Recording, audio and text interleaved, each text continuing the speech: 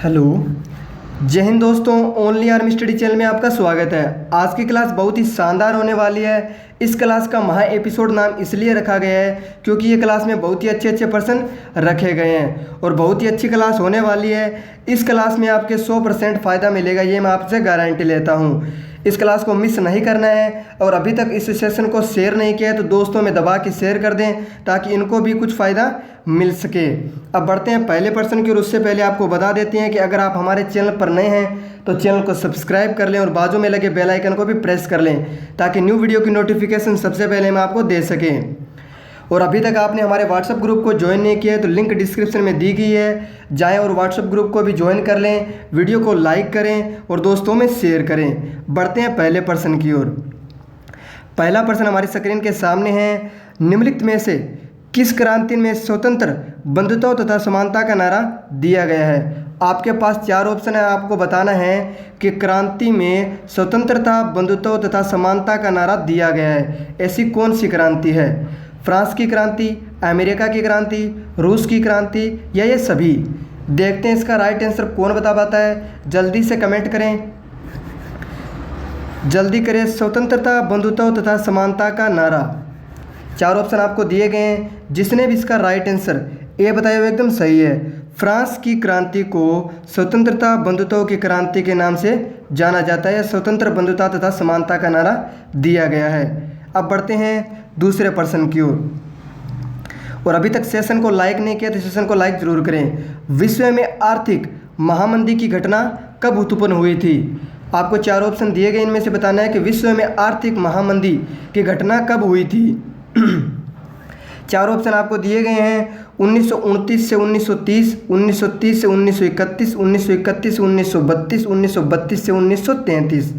इन चार ऑप्शनों में से आपको बताना है कि विश्व में आर्थिक महामंदी की घटना कब हुई थी। जल्दी से कमेंट करें और बताएं। कुछ बंदे ए बता रहे हैं, कुछ सी बता रहे हैं। एक आंसर रखो यार।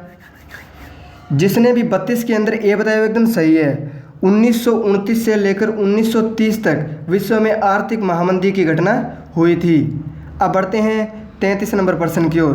पिछली वीडियो अगर किसी ने नहीं देखी है तो वो जाकर देख ले, क्योंकि उसमें हमने 1 से लेकर 30 तक क्वेश्चन करवाए हैं। विश्व में कौन सेद वंश के शासक थे? आपको बताना है निम्नलिखित में से कौन सेद वंश के शासक थे? मुबारक शाह, खिजर खां, मोहम्मद शाह, ये सभी? देखते हैं इसका राइट कौन आंसर बता पाता है। जल्दी करें कमेंट में। 33 में निम्न में से कौन सेद वंश के शासक थे? जिसने भी 33 के अंदर बी बताया वो एकदम सही है। खिजर खां। खिजर खां सेद वंश के शासक थे। अब बढ़ते हैं 34 नंबर प्रश्न की ओर। 34 नंबर प्रश्न है। हर्यक वंश का संस्थापक कौन था? चार ऑप्शन आपको दिए गए, इनमें से बताना है कि हर्यक वंश का संस्थापक कौन था। जल्दी से कमेंट करें और बताएं। बिंबिसार, शिशुनाग, दयानंद, उदयन? देखते हैं 34 का राइट आंसर कौन बता पाता है। जिसने भी 34 के अंदर ए बताया हुआ एकदम सही है। बिंबिसार, हर्यक वंश का संस्थापक बिंबिसार था। अब बढ़ते हैं 35 नंबर प्रश्न की ओर। पाटलिपुत्र की स्थापना किस शासन ने की थी? पाटलिपुत्र की स्थापना किस शासन ने की थी? आपको बताना है। अजातशत्रु ने, अशोक ने, महापद्मंद ने, उदयन ने? देखते हैं 35 का आंसर कौन बता पाता है। जल्दी से कमेंट करें और हमें बताएं। और अभी तक सेशन को शेयर नहीं किया तो दबा के शेयर कर दें। 35 का राइट आंसर है डी, उदयन। उदयन पाटलिपुत्र की स्थापना शासक थे। अब बढ़ते हैं 36 की ओर। 36 नंबर प्रश्न है। निम्नलिखित में से कौन सिकंदर का समकालीन था? आपको बताना है कि निम्नलिखित में से कौन सिकंदर का समकालीन था। महापद्मंद, अजातशत्रु, उदयन और दयानंद? 35 में देखते हैं कौन बता पाता है। कमेंट करें जल्दी से। 36 में जिसने भी 36 के अंदर डी बताया हुआ एकदम सही है। दयानंद सिकंदर का समकालीन था। अब बढ़ते हैं 37 नंबर प्रश्न की ओर। एकता प्रणाली पहली बार लागू हुई थी। आपको बताना है कि एकता प्रणाली पहली बार लागू की गई थी, कहाँ लागू की गई थी। 4 ऑप्शन आपको दिए गए हैं, ऐबक द्वारा, इल्तुतमिश द्वारा, अकबर द्वारा, बलबन द्वारा। इन 4 ऑप्शनों में आपको बताना है कि एकता प्रणाली कब शुरू हुई थी या पहली बार लागू कहाँ हुई थी। जिसने भी 37 के अंदर बी बताया वो एकदम सही है, इल्तुतमिश द्वारा एकता प्रणाली लागू की गई थी। अब बढ़ते हैं 38 नंबर प्रश्न की ओर। 38 नंबर प्रश्न बहुत ही शानदार प्रश्न है। अशोक ने किस बौद्ध संत से प्रभावित होकर बौद्ध धर्म अपनाया था? मतलब ऐसे कौन से संत थे बौद्ध संत से जिन्होंने बौद्ध धर्म से अपनाया है? 38 में आपको बताना है, 4 ऑप्शन आपको दिए गए, उपगुप्त, विष्णुगुप्त, बृहद्रथ और ब्रह्मगुप्त। देखते हैं 38 के अंदर कौन बता पाता है। जिसने भी 38 के अंदर ए बताया वो एकदम सही है, उपगुप्त। अशोक ने उपगुप्त बौद्ध संत से प्रभावित होकर बौद्ध धर्म अपनाया था। अब बढ़ते हैं 39 नंबर प्रश्न की ओर। निम्नलिखित में से किस शासन ने सबसे पहले सोने के सिक्के जारी किए थे? आपको बताना है कि इन 4 ऑप्शनों में थे कि किस शासक ने सबसे पहले सोने के सिक्के जारी किए थे। हिंद यवन ने, शंक ने, कनिष्क ने, हर्ष ने। जिसने भी 39 के अंदर ये बताया वो एकदम सही है, हिंद हवैयन ने। हिंद हवैयन ने पहले सोने के सिक्के जारी किए थे। अब बढ़ते हैं 40 नंबर प्रश्न की ओर। कनिष्क ने किस वर्ष शंख संवत की शुरुआत की थी?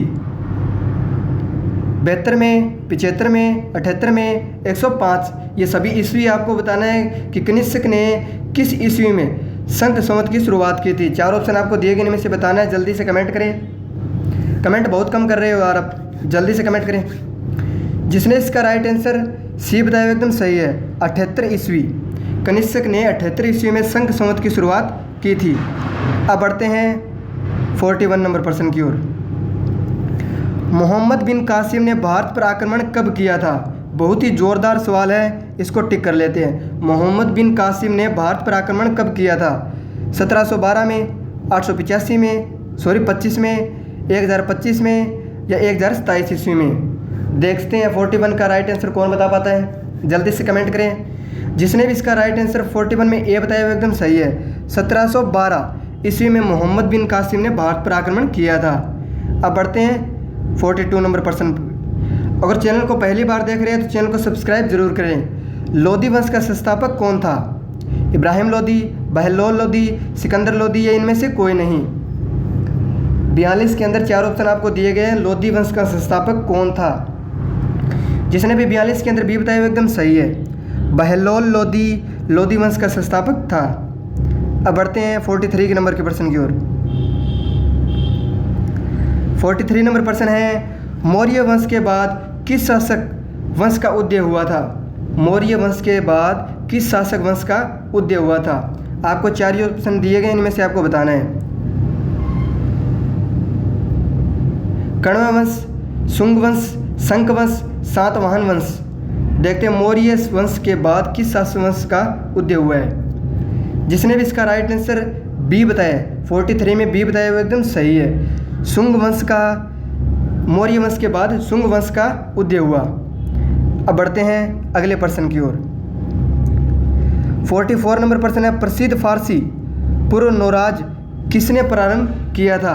4 ऑप्शन आपको दिए गए, इनमें से आपको बताना है कि प्रसिद्ध फारसी पूर्व नौराज किसने प्रारंभ किया था?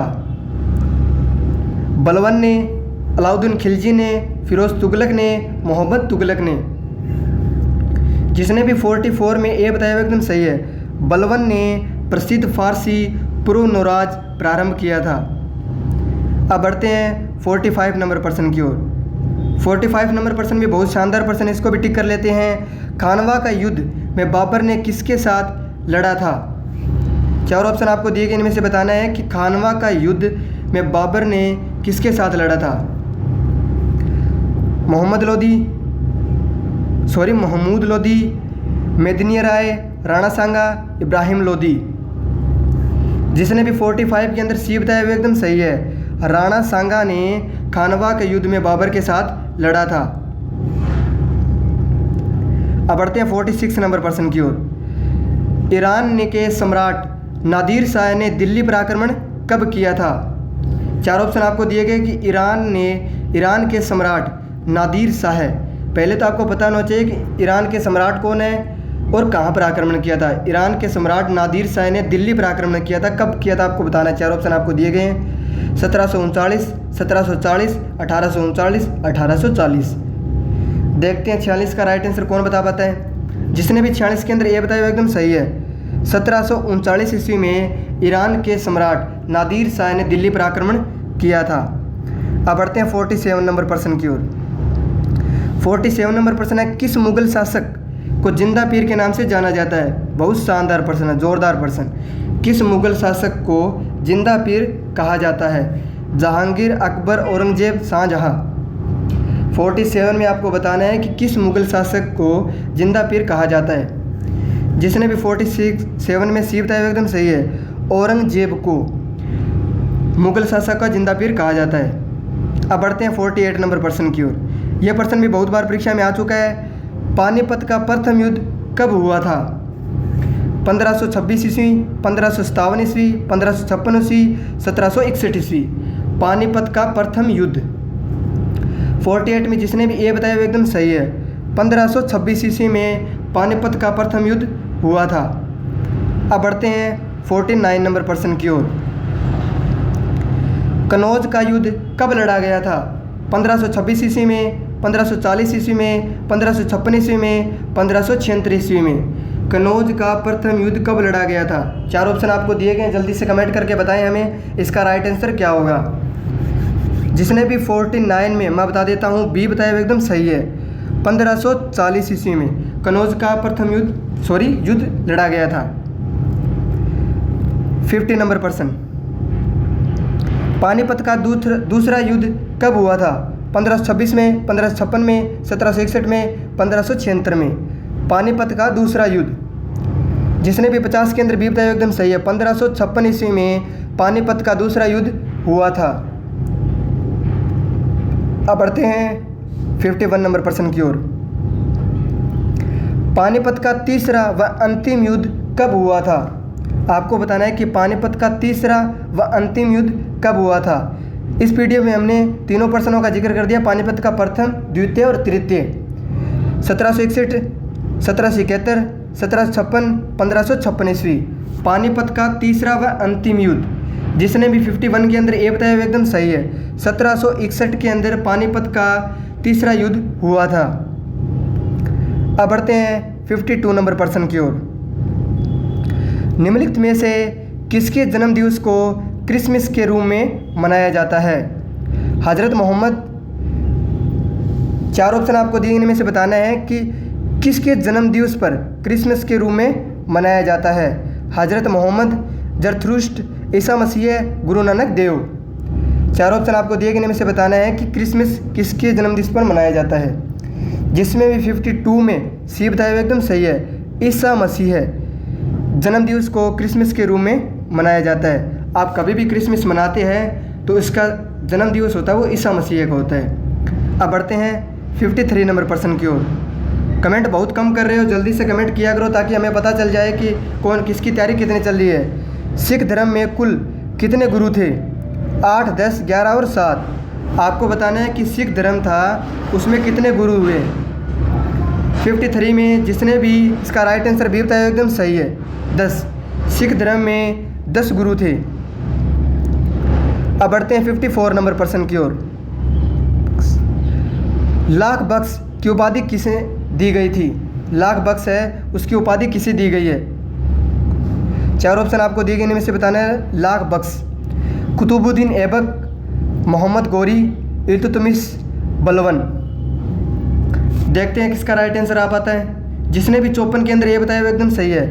कुतुबुद्दीन ऐबक लाख बख्श की उपाधि दी थी। अब बढ़ते हैं 55। शिवाजी का राजा अभिषेक कहाँ हुआ था? जो शिवाजी महाराजा है उसके राजा अभिषेक कहाँ हुआ था? कलानौर में, रायगढ़ में, आगरा में, रायचूर में। शिवाजी जो राजा है उसका राज्याभिषेक कहाँ हुआ था? 55 के अंदर बताना है। जिसने भी 55 के अंदर बी बताया एकदम सही है, रायगढ़ में। जो राजा शिवाजी थे उसका राज्याभिषेक रायगढ़ में हुआ था। अब बढ़ते हैं 56 नंबर प्रश्न की ओर। नील दर्पण के लेखक थे भूपेंद्र दत्त, इकबाल, अरविंद घोष, दीनबंधु मित्र। दीनबंधु मित्र। देखते हैं इसका राइट आंसर कौन बता पाता है, जल्दी से कमेंट करके बताएं। जिसने भी 56 के अंदर डी बताया हुआ एकदम सही है, दीनबंधु मित्र नील दर्पण के लेखक थे। अब बढ़ते हैं अगले प्रश्न की ओर। हमने आपके लिए बहुत ही अच्छे प्रश्नों का समावेश रखा है, तो वीडियो को अभी तक लाइक नहीं किया तो वीडियो को लाइक ज़रूर करें। अगर सेशन को शेयर नहीं किया तो दोस्तों में शेयर भी करें, ताकि और भी हमारे भाई बंधु हमसे जुड़ सकें। दादा भाई नौरोजी द्वारा संपादित समाचार पत्र था अमर जीवन, राफत गुफ्तार, कामरेड, लीडर। देखते हैं इसका 57 का आंसर कौन बता पाता है। जिसने भी इसका राइट आंसर बी बताया एकदम सही है, राफत गुफ्तार दादा भाई नौरोजी द्वारा संपादित समाचार पत्र था। अब बढ़ते हैं 58 नंबर प्रश्न की ओर। मुगल साम्राज्य का संस्थापक कौन है? हुमायूं, बाबर, जहांगीर और अकबर। आपको बताना है इन चारों ऑप्शनों में मुगल साम्राज्य का संस्थापक कौन था। जिसने भी 58 के अंदर बी बताया एकदम सही है, बाबर। अब बढ़ते हैं अगले प्रश्न की ओर। 59 नंबर प्रश्न। किस मुगल शासक ने आगरा में चित्रशाला की स्थापना की थी? जहांगीर, अकबर, औरंगजेब और शाहजहां। देखते हैं इसका राइट आंसर कौन बता पाता है। किस मुगल शासक ने आगरा में चित्रशाला की स्थापना की थी? जिसने भी 59 के अंदर ए बताया हुआ एकदम सही है, जहांगीर ने। जहांगीर ने मुगल शासक ने आगरा में चित्रकला की स्थापना की थी। अब बढ़ते हैं 60 नंबर प्रश्न की ओर। मोती मस्जिद निर्माण किस शासक ने कराया था? अकबर, शाहजहां, जहांगीर, हुमायूं। मोती मस्जिद निर्माण। देखते हैं किस राइट आंसर कौन बता पाता है। जिसने भी इसका राइट आंसर बी बताया हुआ एकदम सही है, 60 के अंदर बी, शाहजहां। मोती मस्जिद निर्माण शाहजहां शासक ने करवाया था। अब बढ़ते हैं अगले प्रश्न की ओर। हम आर्मी के लिए बहुत ही अच्छे प्रश्न लेकर आ रहे हैं। अगर आप आर्मी की तैयारी कर रहे हैं, इस वीडियो को देख रहे हैं, तो प्लीज़ वीडियो को लाइक ज़रूर करें और वीडियो को स्किप ना करें 1% भी। वीडियो का प्रत्येक प्रश्न बहुत ही इंपॉर्टेंट प्रश्न है। निम्नलिखित में से किसे प्रकाश के त्यौहार के नाम से जाना जाता है? दीपावली, क्रिसमस, होली, ईद उल फितर।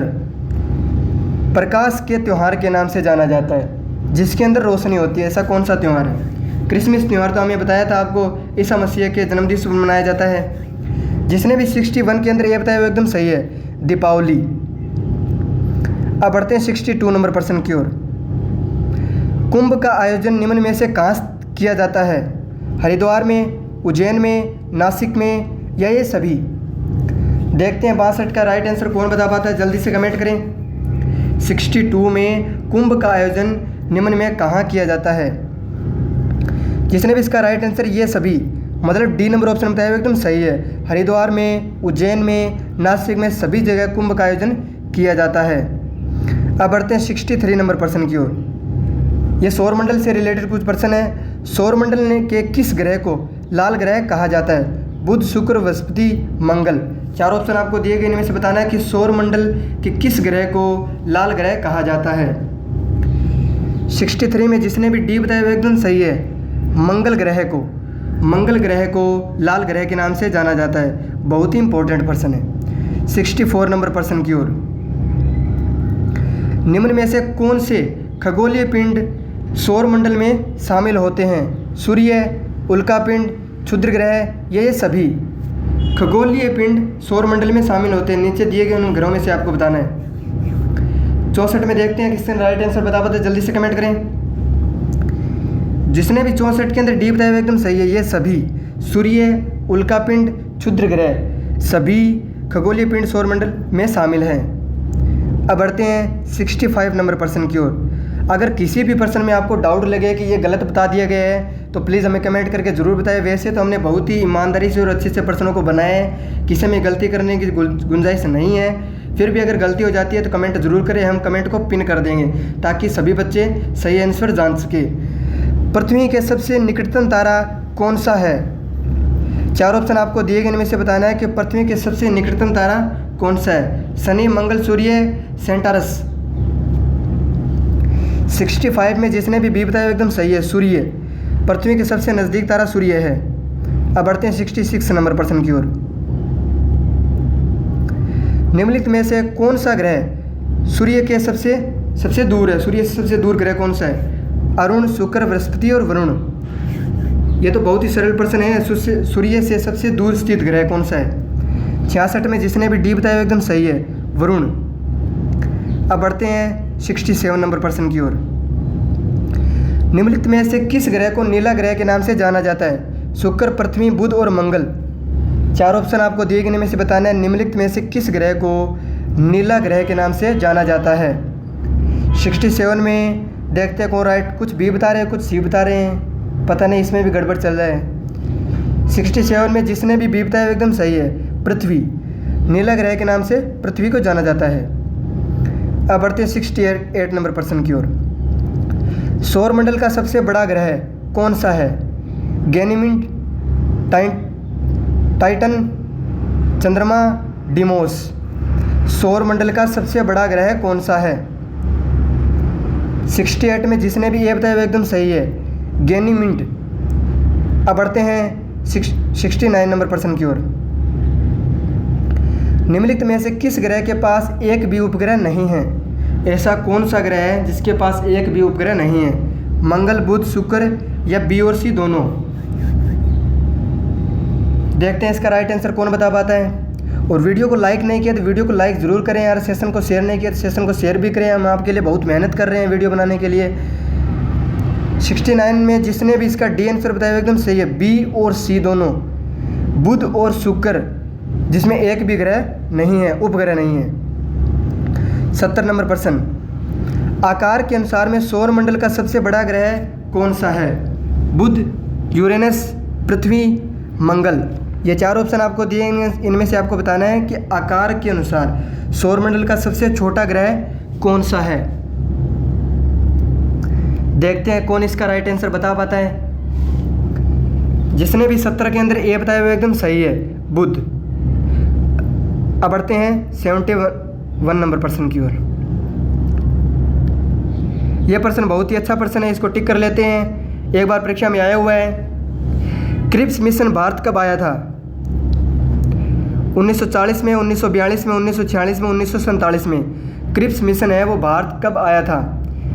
71 में जिसने भी बी बताया वो एकदम सही है, 1942 में। क्रिप्स मिशन भारत 1942 में आए थे। अब बढ़ते हैं 72 नंबर प्रश्न की ओर।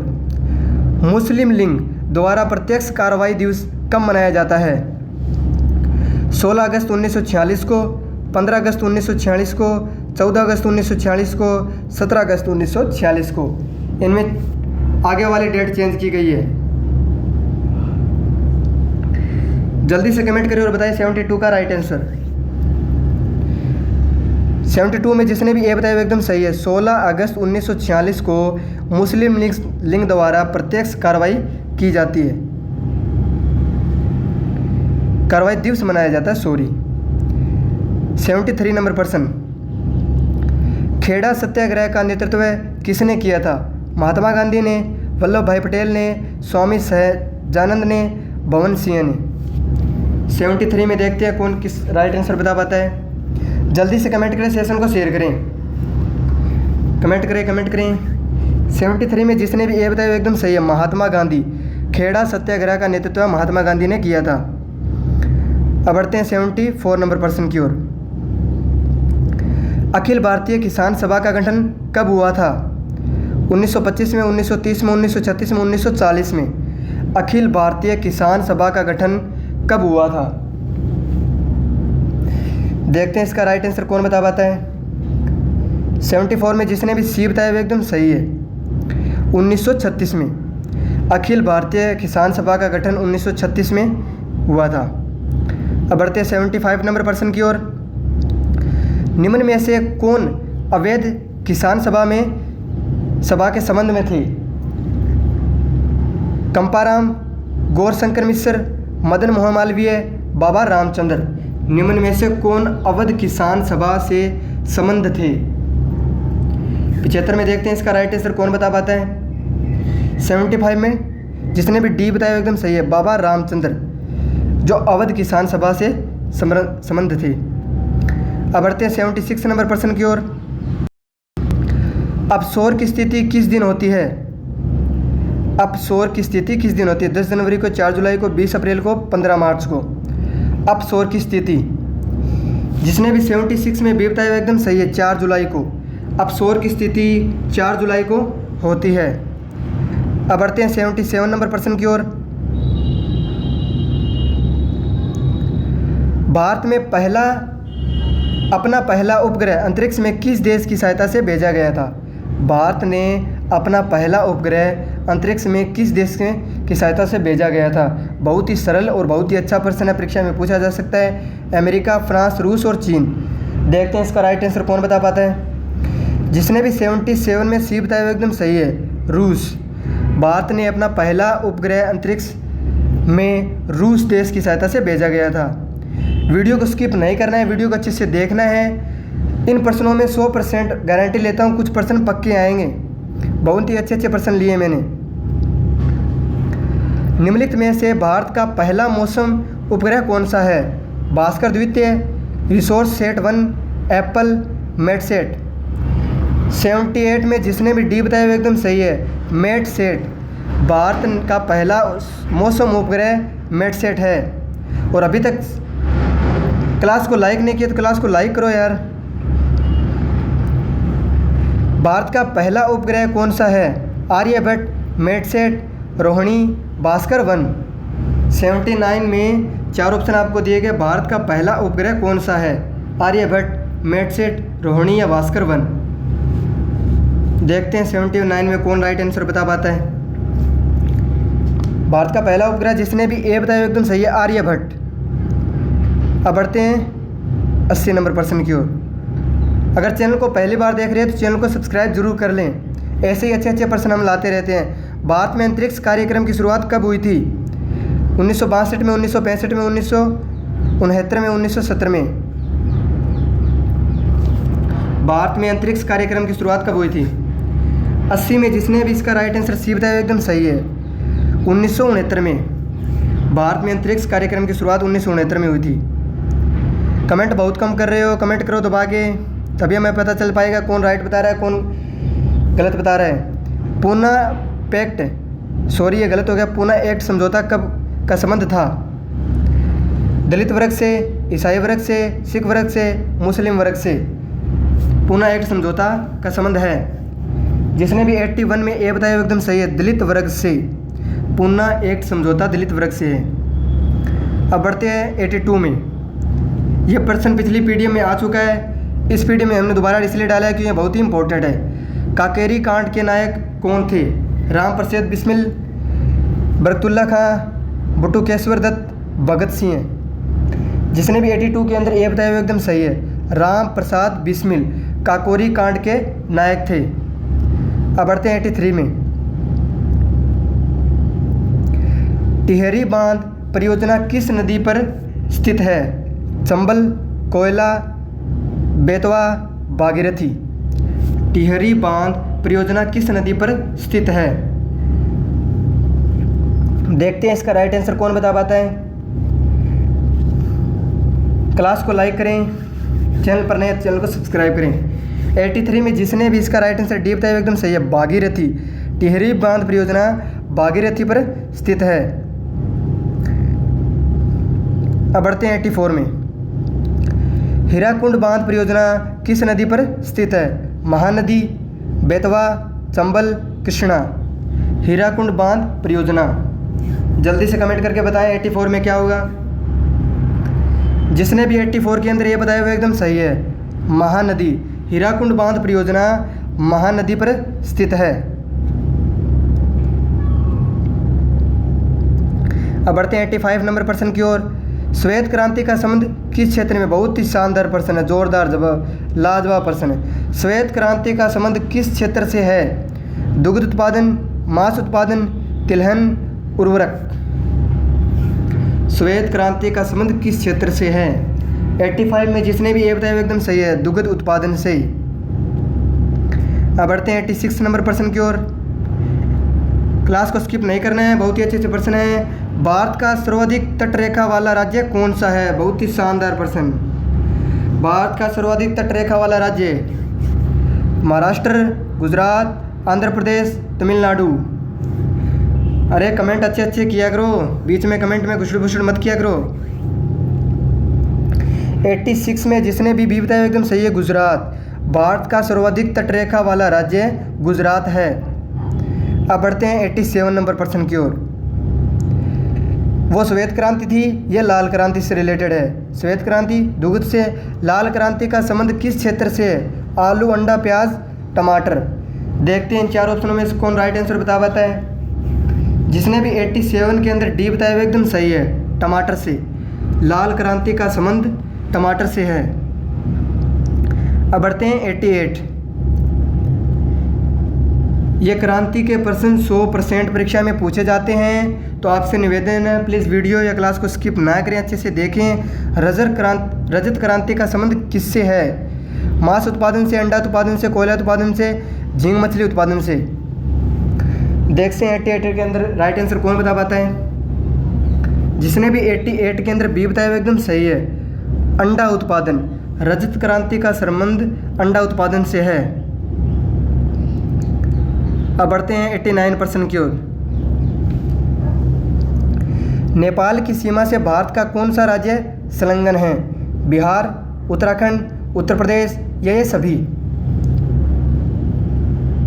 नेपाल की सीमा से भारत का कौन सा राज्य संलग्न है? और आपसे निवेदन है कि पढ़ाई अच्छे से किया करो, आर्मी के जल्दी ही पेपर होने वाले हैं, आपका सिलेक्शन श्योर होगा। अगर अच्छे ऐसे ही तैयारी करते रहोगे तो आपका सिलेक्शन श्योर है। नेपाल की सीमा का भारत का राज्य संलग्न है। जिसने भी 89 के अंदर डी बताया एकदम सही है। नेपाल की सीमा से भारत का सभी राज्य, बिहार, उत्तराखंड, उत्तर प्रदेश। 90 नंबर प्रश्न। निम्नलिखित में से कौन सा ओसाम की राजधानी है? इसका मतलब असम की राजधानी आपको बताना है कौन सी है। ईटानगर, दिसपुर, इम्फाल, आइजोल। जिसने भी 90 के अंदर बी बताया हुआ एकदम सही है, दिसपुर। असम की राजधानी दिसपुर है। 91 की ओर बढ़ते हैं।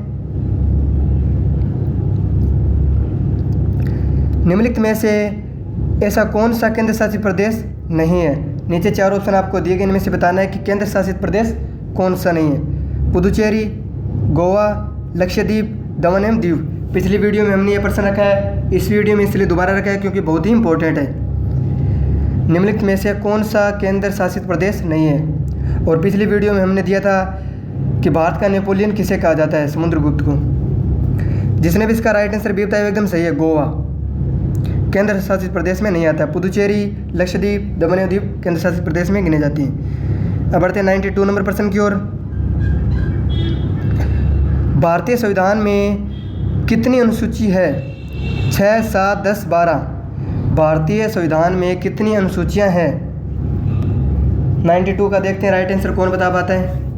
जिसने भी 92 में डी बताया एकदम सही है, 12। भारत संविधान में 12 अनुसूचियां हैं। अब बढ़ते हैं 93 नंबर प्रश्न की ओर। भारतीय संविधान सभा का गठन कब हुआ था? 1945 में, 1946 में, 1947 में, 1948 में। भारतीय संविधान सभा का गठन कब हुआ था? कमेंट करके जल्दी बताएं 93 का राइट आंसर। जिससे भी 93 का बी बताया एकदम सही है, 1946 में। भारतीय संविधान सभा का गठन 1946 में हुआ था। 94 नंबर प्रश्न। संविधान सभा की प्रथम बैठक कब हुई थी? 9 दिसंबर 1946 को, 9 सितंबर 1946 को, 1 अगस्त 1946 को, 9 जुलाई 1946 को। संविधान सभा की प्रथम बैठक कब हुई थी? देखते हैं इसका राइट आंसर कौन बता पाता है। 94 में। कुछ 94 में सी बता रहे हैं, कुछ डी बता रहे हैं, पता नहीं कहाँ जा रहे हैं, कहाँ इनका दिमाग है। 94 में जिसने भी ए बताया एकदम सही है। 9 दिसंबर 1946 को संविधान सभा की प्रथम बैठक हुई थी। अब बढ़ते हैं 95 नंबर प्रश्न की ओर। निम्नलिखित में से कौन संविधान सभा के अस्थायी अध्यक्ष थे? सरदार वल्लभ भाई पटेल, राजेंद्र प्रसाद, सच्चिदानंद सिन्हा, पंडित जवाहरलाल नेहरू। निम्नलिखित में से कौन संविधान सभा के अस्थायी अध्यक्ष थे? 95 में देखते हैं इसका राइट आंसर कौन बता पाता है। जल्दी से कमेंट करें। जिसने भी इसका राइट आंसर सी बताया वो एकदम सही है। डॉक्टर सच्चिदानंद सिन्हा संविधान सभा के अस्थायी अध्यक्ष थे। अब बढ़ते हैं 96 नंबर प्रश्न की ओर। 96 नंबर प्रश्न, निम्नलिखित में से किन्हें संविधान सभा का स्थायी अध्यक्ष चुना गया है?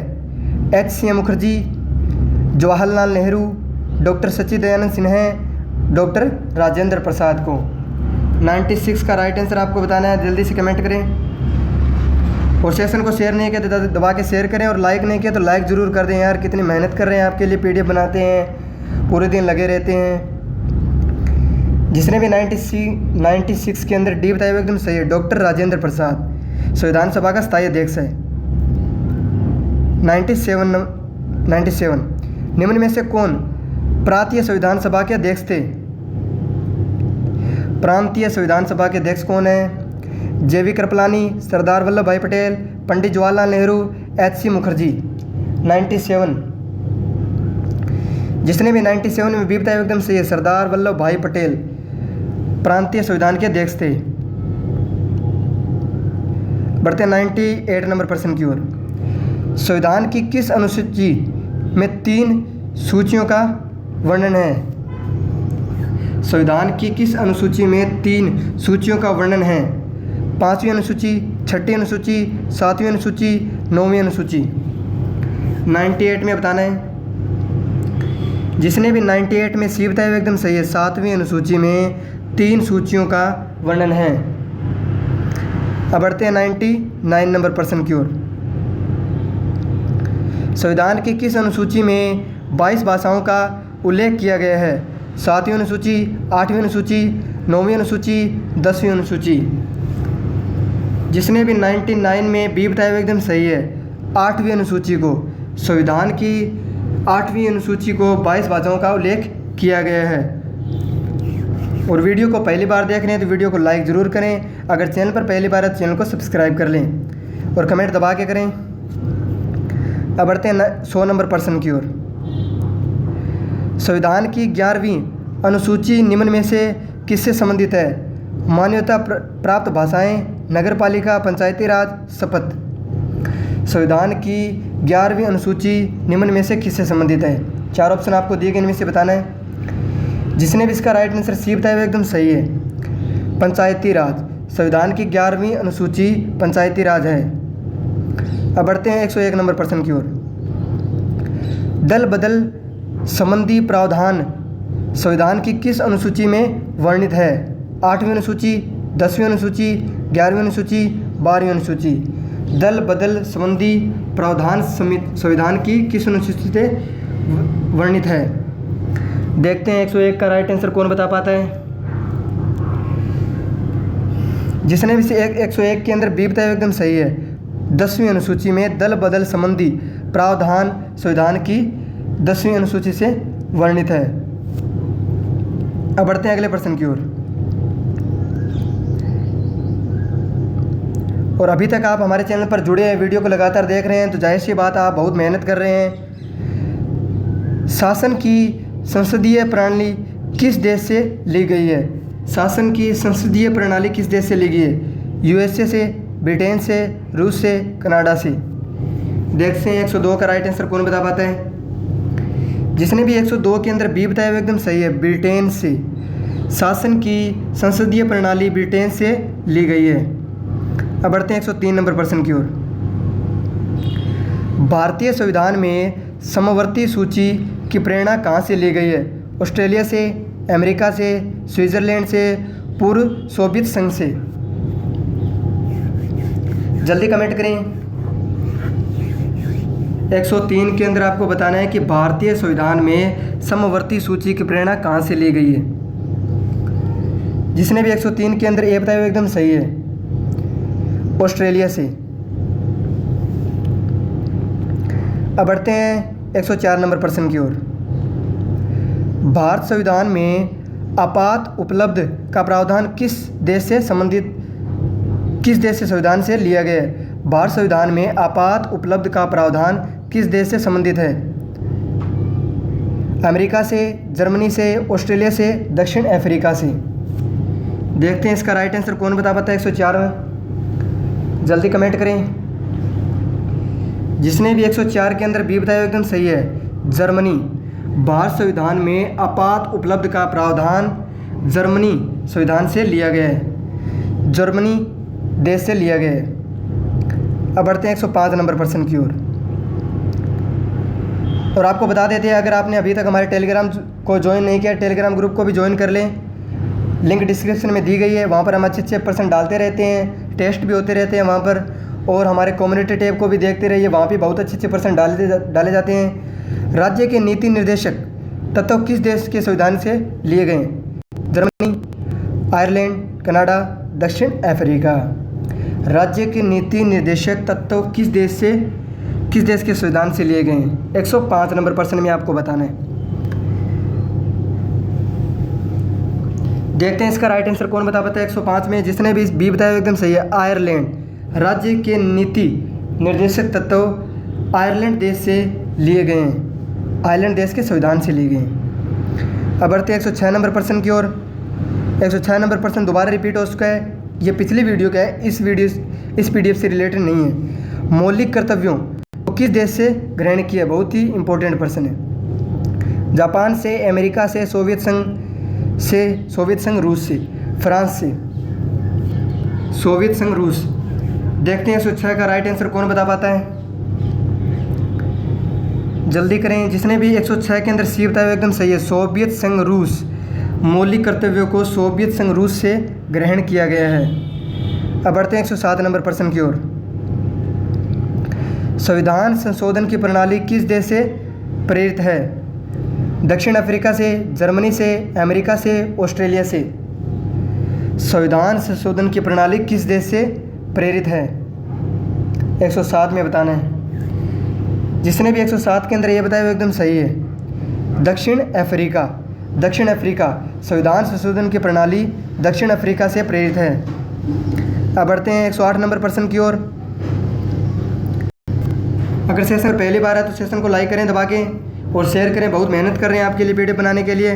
भारतीय संविधान में स्वतंत्रता संबंध बंधुत्व किस देश के संविधान से प्रेरित है? ब्रिटेन से, फ्रांस से, कनाडा से, जर्मनी से। भारतीय संविधान में स्वतंत्रता समता बंधुत्व किस देश से?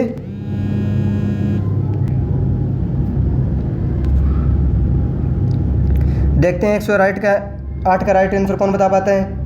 जिसने भी 108 के अंदर बी बताया एकदम सही है, रूस। अब बढ़ते हैं 109 नंबर प्रश्न की ओर। भारतीय संविधान में एकल नागरिकता का प्रावधान किस देश से लिया गया है? कनाडा से, ब्रिटेन से, ऑस्ट्रेलिया से, जापान से। भारतीय संविधान में एकल नागरिकता का प्रावधान किस देश से लिया गया है? 109 में बताना है। देखते हैं कौन राइट आंसर बता पाता है।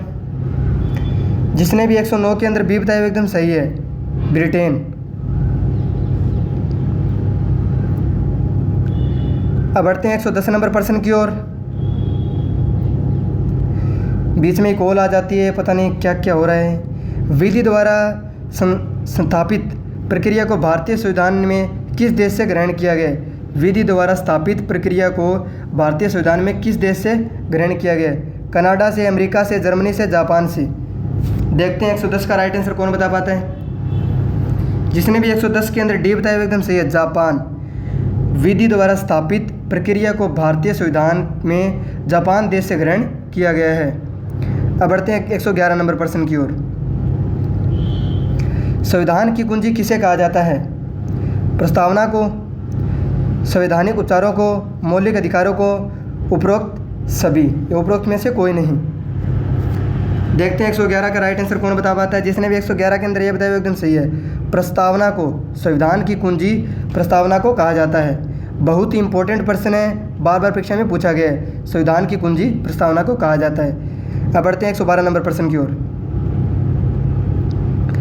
भारतीय संविधान के किस भाग में नागरिकता का उल्लेख है? भाग 1, भाग 2, भाग 3, भाग 4। भारतीय संविधान के किस भाग में नागरिकता का उल्लेख है? 112 में जिसने भी, देखते हैं कौन राइट बताता है, कोई बी बता रहा है, कोई सी बता रहा है। जिसने भी बी बताया एकदम सही है। भाग 2 में, भारतीय संविधान के भाग 2 में नागरिकता का उल्लेख है। अब बढ़ते हैं 113 नंबर प्रश्न की ओर। भारतीय संविधान में किस किस प्रकार की नागरिकता का प्रावधान है? एकल, दोहरी, ए और बी दोनों, या इनमें से कोई नहीं? भारतीय संविधान में किस प्रकार की नागरिकता का प्रावधान है? देखते हैं 113 का राइट आंसर कौन बता पाता है। जिसने भी 113 के अंदर ए बताया एकदम सही है, एकल। 113 का राइट आंसर ए। भारतीय संविधान में एकल प्रकार की नागरिकता का प्रावधान है। अब बढ़ते हैं 114 नंबर प्रश्न की ओर। भारतीय संविधान किस भाग में मौलिक अधिकारों का वर्णन है? भाग 1, भाग 3, भाग 4, भाग 5।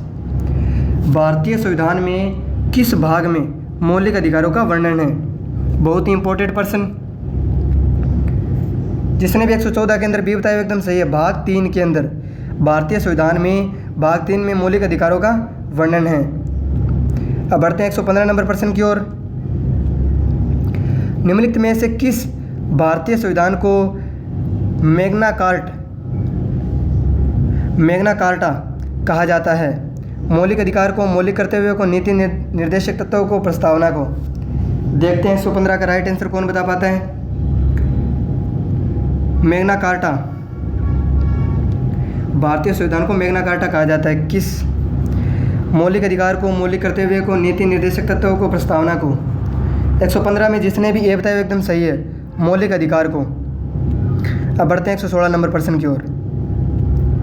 बहुत ही जोरदार प्रश्न, बहुत ही लाजवाब प्रश्न। वर्तमान में मौलिक अधिकारों की संख्या कितनी है? 7, 6, 10, 11। देखते हैं इसका राइट आंसर कौन बता पाता है। जिसने भी 116 के अंदर बी बताया एकदम सही है, 6। वर्तमान में मौलिक अधिकारों की संख्या 6 है। अब बढ़ते हैं अगले प्रश्न की ओर। भारतीय संविधान में वर्तमान में मौलिक कर्तव्यों की संख्या है 8, 9, 10, 11। भारतीय संविधान में वर्तमान में मौलिक कर्तव्यों की संख्या कितनी है? 8, 9, 10, 11। देखते हैं 117 में कौन बता पाता है। जिसने भी 117 के अंदर डी बताया एकदम सही है। भारतीय संविधान में मौलिक कर्तव्यों की संख्या 11 है।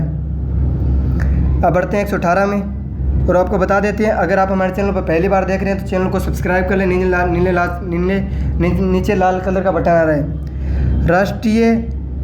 राष्ट्रपति का निर्वाचन कितनी समयावधि के लिए होता है? आपको बताना है कि राष्ट्रपति का निर्वाचन कितनी समयावधि के लिए होता है। 5 वर्ष, 6 वर्ष, 7 वर्ष, या इनमें से कोई नहीं। जिसने भी 118 के अंदर ये बताया एकदम सही है, 5 वर्ष। बोलते बोलते कंठी बैठ गए, आवाज़ ही नहीं निकली है सही से। कुछ गलत कुछ सही निकल रहा है, पता नहीं क्या हो रहा है। राष्ट्रपति का निर्वाचन कितनी समयावधि के लिए होता है? 118 के अंदर ए, 5 वर्ष के लिए। अब बढ़ते 119 नंबर प्रश्न की ओर। भारत के महान्यायवादी की नियुक्ति कौन करता है? प्रधानमंत्री, लोकसभा अध्यक्ष, उपराष्ट्रपति, राष्ट्रपति। भारत के महान्यायवादी की नियुक्ति कौन करता है? जिसने भी 119 के अंदर डी बताया एकदम सही है, राष्ट्रपति। भारत के महान्यायवादी की नियुक्ति राष्ट्रपति करता है। कमेंट करा करो फुल यार दबा के। अब बढ़ते 120 नंबर प्रश्न की ओर। भारत में वित्तीय आयोग कितनी बार लगाया गया है? 2 बार, 3 बार, 1 बार, या कभी नहीं? भारत में वित्तीय आपात कितने बार लगाया गया है? 2 बार, 3 बार, 1 बार, कभी नहीं। जिसने भी 120 के अंदर डी बताया एकदम सही है। भारत में वित्तीय आयोग कभी नहीं लगाया गया है। वित्तीय आपात। अब बढ़ते हैं 121 नंबर प्रश्न की ओर। राष्ट्रीय आपात की उद्घोषणा का आधार क्या है? युद्ध है, भारी आक्रमण है, शस्त्र विद्रोह है, यह सभी है। राष्ट्रीय आपात की उद्घोषणा। जिसने भी 121 के अंदर डी बताया एकदम सही है, ये सभी। युद्ध, भारी आक्रमण, शस्त्र विद्रोह राष्ट्रीय आपात की उद्घोषणा के आधार हैं। अब बढ़ते हैं 122 नंबर प्रश्न की ओर। भारत में अब तक कितनी बार आपातकाल लागू किया गया है? 1 बार, 2 बार, 3 बार, 4 बार। भारत में अब तक कितनी बार आपातकाल लागू किया गया है? भारत में अब तक कितनी बार आपातकाल लागू किया गया? जल्दी से बताएं कमेंट करके। और ऐसे सेशन से जुड़े रहें और अच्छी अच्छी क्वेश्चनों को देखते रहें। जिसने भी 122 के अंदर सी बताया वो एकदम सही है, 3 बार। भारत में अब तक 3 बार आपातकाल लागू किया गया है। बहुत ही शानदार प्रश्न था 122 नंबर प्रश्न। 123 नंबर प्रश्न, निम्नलिखित में से कौन सा भारतीय संसद का अंग है? राज्यसभा, राष्ट्रपति, लोकसभा या ये सभी? निम्नलिखित में से कौन सा भारतीय संसद का अंग है? राज्यसभा, राष्ट्रपति, लोकसभा या सभी? देखते हैं 123 का राइट आंसर कौन बताता है। जिसने भी 123 के अंदर डी बताया ये सभी है। राज्यसभा भी है, राष्ट्रपति भी है, लोकसभा भी है, भारतीय संसद का अंग है। अब बढ़ते हैं 124 नंबर प्रश्न की ओर। भारत में सर्वाधिक समय तक रहने वाले प्रधानमंत्री कौन हैं? कितना जोरदार प्रश्न है, बहुत ही अच्छे प्रश्न है। भारत में सर्वाधिक समय तक रहने वाले प्रधानमंत्री कौन हैं? जवाहरलाल नेहरू, इंदिरा गांधी, मनमोहन सिंह, अटल बिहारी वाजपेयी? जिसने भी 124 के अंदर ये बताया वो एकदम सही है, जवाहरलाल नेहरू। भारत में सर्वाधिक समय तक रहने वाले प्रधानमंत्री है जवाहरलाल नेहरू। अब बढ़ते हैं 125 नंबर प्रश्न की ओर। आज तो प्रश्नों को फाड़ देंगे, सभी प्रश्नों को, बहुत ही जोरदार प्रश्न है। किस सभा का अध्यक्ष उस सदन का सदस्य नहीं होता है? लोकसभा का, राज्यसभा का, विधान परिषद का, विधानसभा का? किस सभा का सदस्य अध्यक्ष उस सदन का सदस्य नहीं होता है? कंठ बैठ चुके हैं बहुत भयंकर तरीके से। देखते हैं 125 का राइट आंसर कौन बता पाता है। जिसने भी 125 के अंदर भी बताया एकदम सही है, राज्यसभा। राज्यसभा का अध्यक्ष उस सदन का सदस्य नहीं होता है। अब बढ़ते हैं 126 नंबर प्रश्न की ओर। राष्ट्रीय राज्यसभा में कितने सदस्यों को नियुक्त कर सकता है? 6 सदस्य, 8 सदस्य, 10 सदस्य, 12 सदस्य? 126 में आपको बताना है कि राष्ट्रपति राज्यसभा में कितने सदस्यों को नियुक्त कर सकते हैं। जिसने भी 126 के अंदर डी बताया एकदम सही है, 12 सदस्यों को। राष्ट्रपति राज्यसभा में 12 सदस्यों को नियुक्त कर सकते हैं। अब बढ़ते हैं 127 नंबर प्रश्न की ओर।